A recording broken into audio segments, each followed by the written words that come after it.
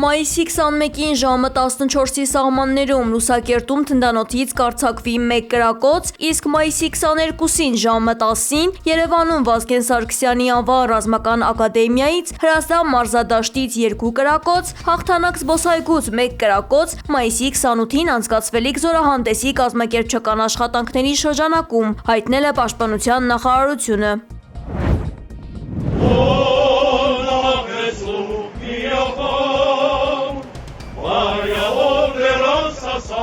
Վատիկանի Սուրբ Պետրոս հրապարակում հնչել է Կիլիկիա երգը Մեծի տանն Կիլիկիո կաթողիկոս Արամ Առաջինի և սրբազան հայրերի կատարմամբ։ Ռոմի Պապը ողջունելով հայոց հայրապետին նշել է, որ այս եղբայրական այցը կարևոր առիթ է երկու եկեղեցիների միջև կապերն ամրապնդելու և լիակատար միությանը մոտենալու համար։ Սրբազան քահանայապետը հատուկ շնորհակալություն է հայտնել Արամ Առաջին կաթողիկոսին կաթոլիկ և արևելյան ուղղափառ եկեղեցիների միջև աստվածաբանական երկխոսությանը ցուցաբերած անձնական մեծ աջակցության համար։ Լևոն 14-րդ Պապը նաև ներկաներին կոչ է արել աղոթել Լիբանանի և Մերձավոր Արևելքի խաղաղության համար, որոնք կրկին պատառոտվում են պատերազմից ու բռնություններից։ Խոսքի ավարտին Ռոմի Պապը հայցել է Սուրբ Գրիգոր Լուսավորչի, Սուրբ Գրիգոր Նարեկացու, Սուրբ Ներսես շնորհալու և Աստվածամոր բարեխոսությունը եկեղեցիների միասնության ճանապարհը լուսավորելու համար։ Հակված չենք լարվածություն մտցնել հայ-ռուսական հարաբերություններում։ Ճիշտ հակառակը, հակված ենք մեր գործընկերությունը բնականon շարունակելուն։ Այսպես է Հայաստանի արտգործնախարար Արարատ Միրզոյանը պատասխանել Ռուսաստանի Դաշնության անվտանգության խորհրդի քարտուղար Սերգեյ Շոյգուի վերջին հայտարարություններին։ Եղել են ժամանակներ և իրադարձություններ, երբ մեր գործընկերներից ակնկալել ենք այլ գործողություններ, առնվազն պայմանագրերով նախատեսված քայլեր, սակայն դրանք չենք տեսել։ Ամեն ինչ շատ հարաբերական է, ասել է Հայաստանի արտգործնախարարը։ Երեկ Շոյգուն անդրադարձել էր Հայաստանի իշխանության գործելավոճին, նշելով, որ այն չի համապատասխանում Ռուսաստանի հետ դաշնակցային հարաբերությունների ոգուն։ Դաշնության անվտանգության խորհրդի քարտուղարը ոչ բարեկամական քայլ էր համարել Հայաստանի միացումը միջազգային քրեական դատարանին, Ռուսաստանի քաղաքացիների հանձնումը երրորդ երկրներին, միտումնավոր պայմանների վատթարացումը ռուսական տնտեսական օպերատորների համար և Կիևի ռեժիմին ամբիոն տրամադրելը Եվրոպական քաղաքասարակության գագաթնաժողովում։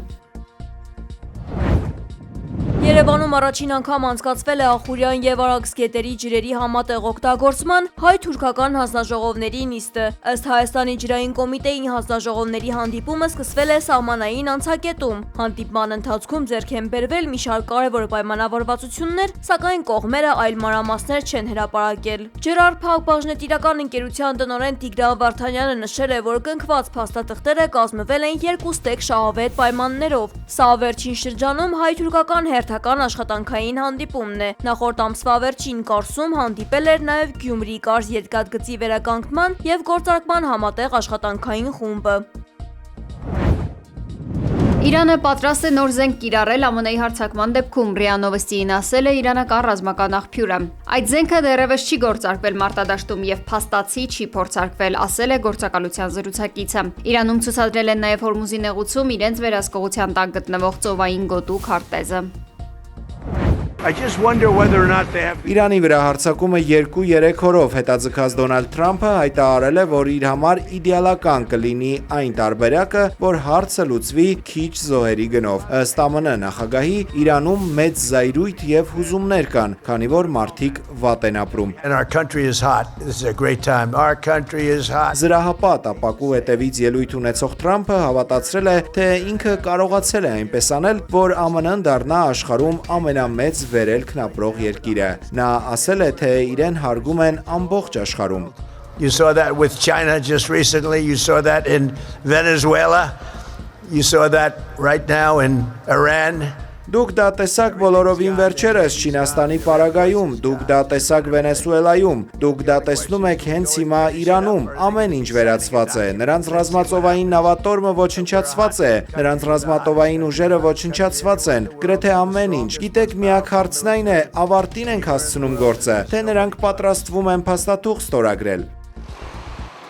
Իդեպ Իրանի արտգործնախարարության խոսնակ Էսմայիլ Բաղային հայտնել է, որ Թեհրանն ու Վաշինգտոնը շարունակում են հաղորդագրությունների փոխանակումը իրանական առաջարկի հիման վրա հակամարտության կարգավորման հարցով։ Ուկրաինական ԱԹՍ-ները հարվածներ են հասցրել Ռուսաստանի Դաշնության Սամարայի մարզի Սիզրան քաղաքին, նահանգապետը հայտնել է 2 զոհի մասին։ Տեղի բնակիչների խոսքով ուկրաինական հարվածից հետո Սիզրանում հրդեհ է բռնկվել։ Որոշ տելեգրամյան ալիքներ պնդում են, որ այն բռնկվել է նավթավերամշակման գործարանի ստորաբաժանումներից մեկում։ Բելարուսի պաշտպանության նախարարությունը հրապարակել է Ռուսաստանի հետ համատեղ միջուկային զորավարժությունների կադրեր։ Մասնակցել է ավելի քան 64000 զինվորական եւ ավելի քան 7800 միավոր տեխնիկա։ Ավելի վաղ Դաշնության պաշտպանության նախարարությունը հայտնել էր, որ մայիսի 19-ից 21-ը ագրեսիայի սպառնալիքի պայմաններում միջուկային ուժերի նախապատրաստման եւ կիրառման զորավարժություններ կանցկացնեն Բելարուսի ուժերի հետ համատեղ։